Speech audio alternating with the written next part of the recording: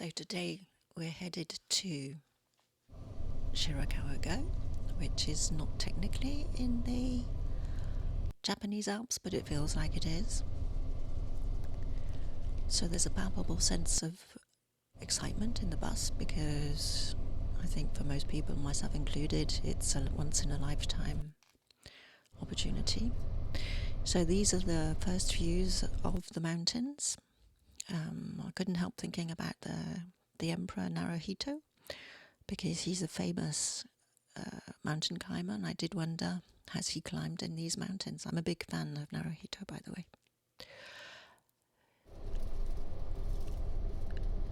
So Shirakawa, the village is called Ogimachi, sorry. Ogi means Japanese grasses, which are what are used to thatch the roofs in the famous gaso-zukuri houses, so named because they look like hands in prayer, in Buddhist prayer.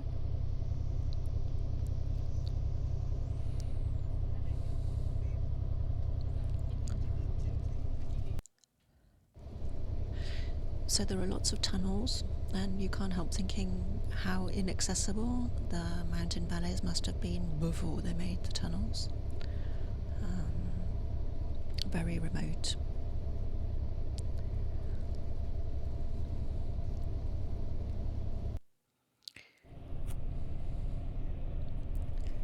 So you must absolutely start with reserving your bus home. There are absolutely no buses available to go back to Kanazawa or Toyama. There were a couple of empty seats in the morning to get there, but not to get back. So definitely make sure that you get your seat out before you get your seat in. So here we are seeing the iconic Japanese mountains. I always see them and they look like they're thinning hair on top, and this is because they're not actually that high, and therefore they culminate below the deciduous tree line. And so these here there's a lot of Japanese beech trees in this region, and so obviously in the winter they lose their leaves, and this gives the iconic stubble effect.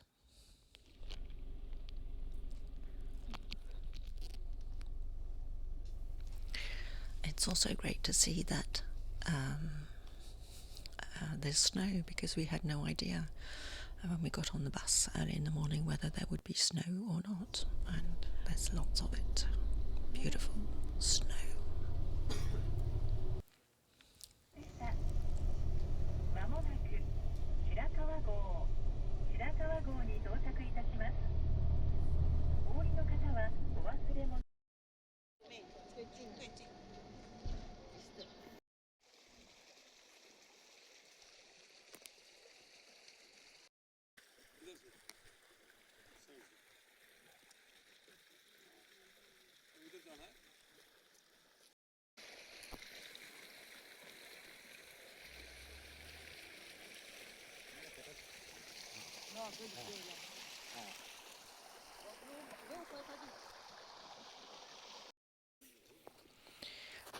So I was pretty febrile when I got to Shirakawa because I was so excited. It was also the first time I was really using all of my equipment. So I thank DaVinci Resolve for giving us these wonderful free tools that we can use. So my footage here is mostly stabilized to within an inch of its life.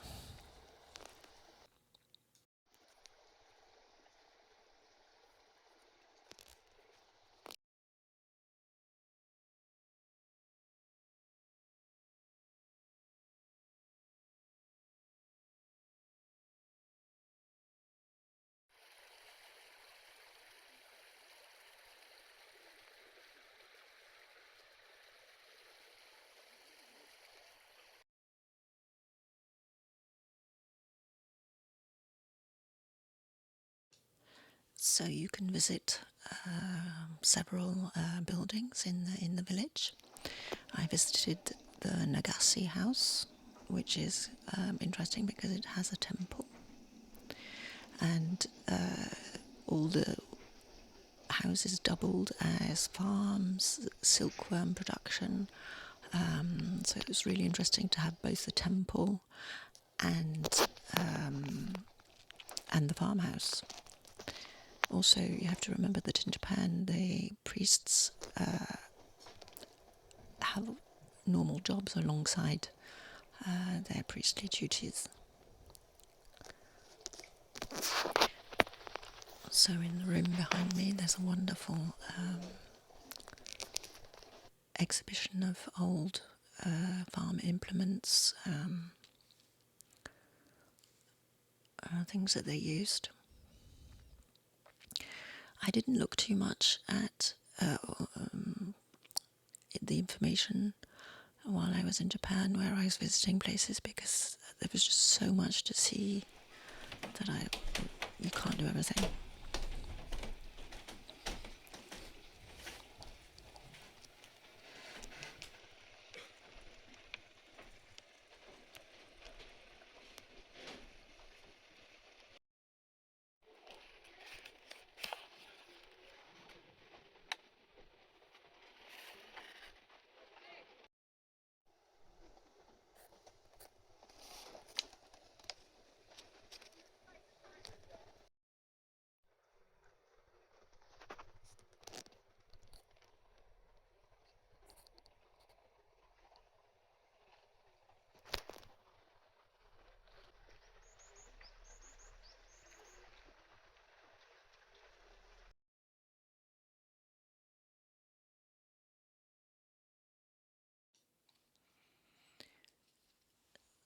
So the houses are still, for a large part, lived in by, I imagine, their owners. I don't know exactly how it works.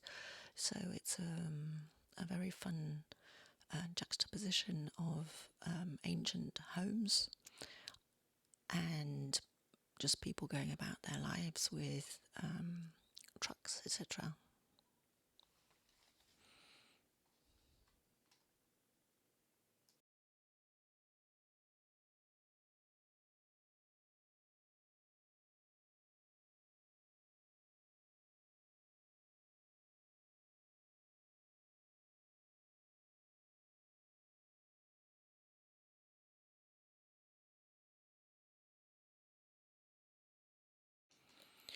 The trees in the area are absolutely beautiful. So there's the Japanese beeches we discussed earlier. Also the fir trees. Couldn't find out which ones they were exactly. And there's also oak trees. I'm not sure if I saw any of those.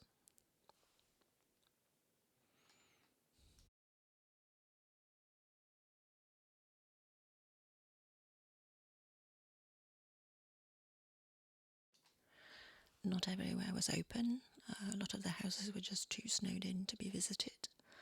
You have to remember that the melt had already started when I took these images. So it did feel at times like you were navigating a snowy labyrinth. So this is the iconic, slow, long, winding road. It's very difficult to take footage because there are just so many people, and tried to be respectful of the people around me.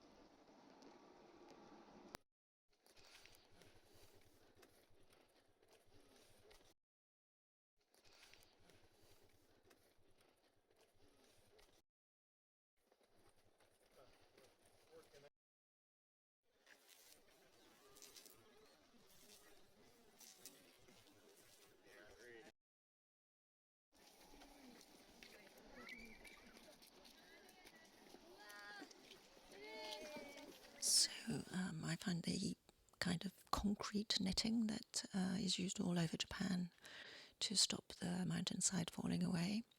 In France they use wire netting. In Japan they go all out concrete.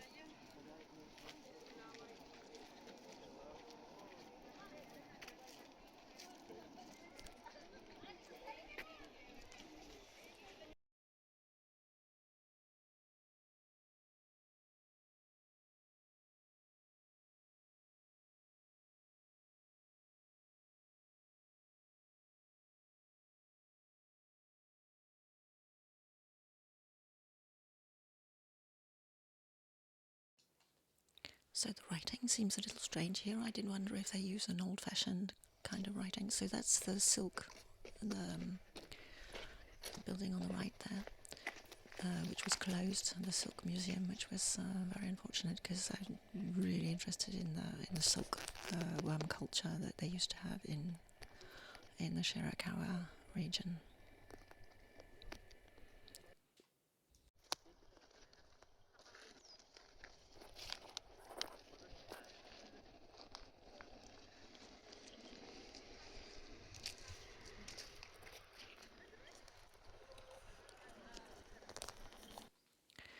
So here we are at the iconic Shogawa, the Sho River.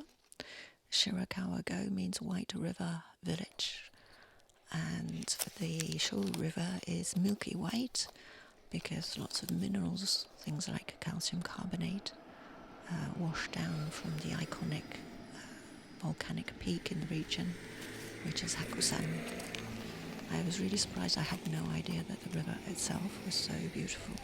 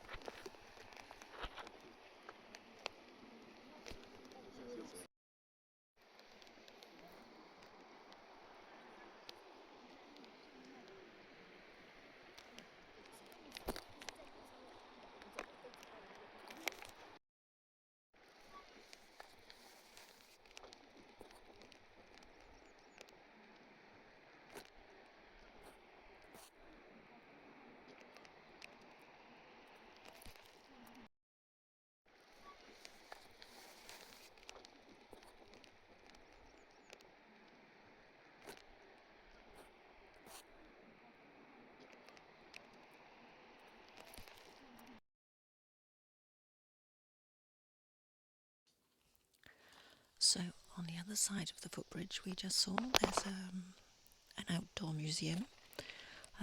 One of the districts, Kazura, was evacuated in 1968 because it was just too remote and difficult, and they moved a lot of the houses to this open-air museum, which is incredibly beautiful.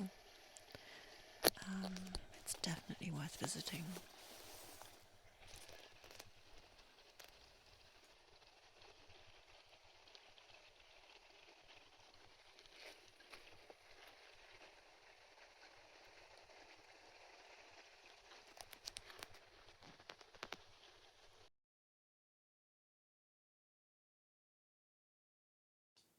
So a lot of the houses are usually open, but as you can see there was just too much snow.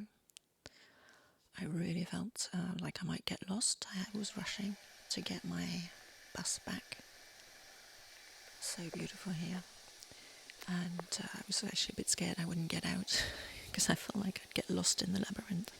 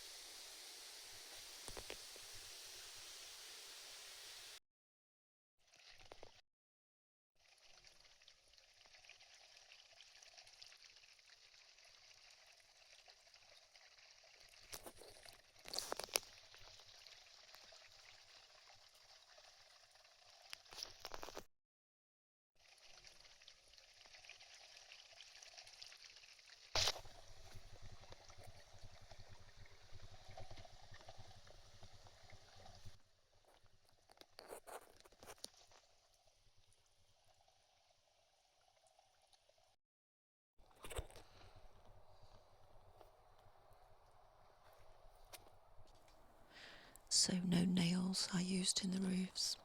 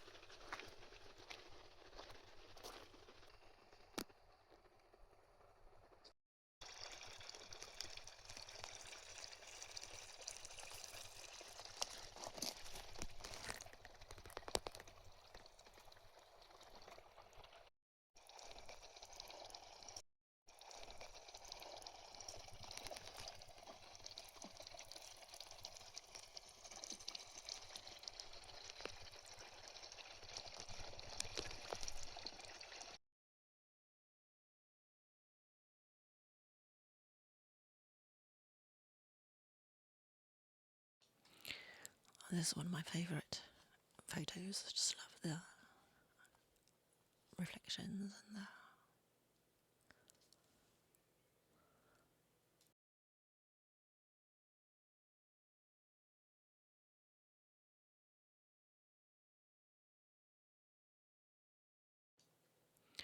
So when I got back to Mikawa, I had this lovely treat in store. No idea what it does. I think it maybe removes rust, cleans the rails.